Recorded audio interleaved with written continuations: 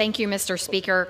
I rise today in strong support of the Safeguard American Voter Eligibility, or the SAVE Act.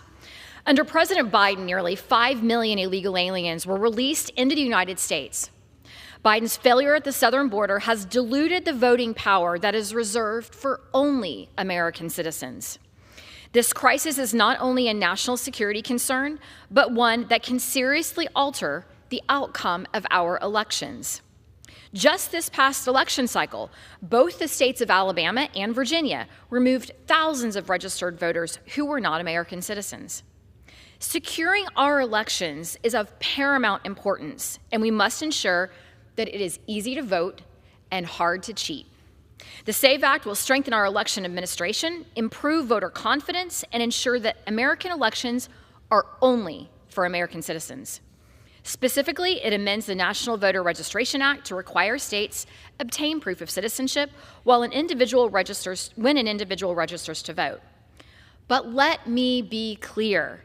This legislation does not prohibit married women from voting, and the absurd narrative of this has gotten out of control. When you change your name, Mr. Speaker, just as I have when I got married, you have to provide your birth certificate and a marriage certificate. This is already required when you update your ID, your Social Security records, and yes, your voter registration too. When your name is legally changed, it updates across government systems. Real ID, passport, other valid forms of ID mentioned in the SAVE Act are sufficient proof of citizenship. And no, your birth certificate doesn't have to match your current ID.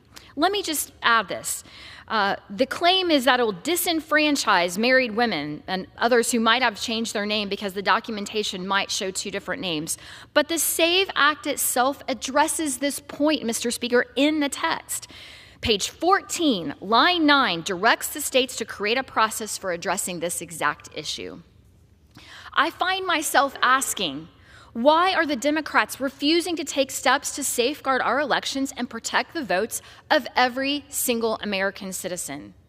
I strongly support the SAVE Act, and I look forward to voting for it, and I encourage my colleagues to do the same. Thank you, Mr. Speaker, and I yield.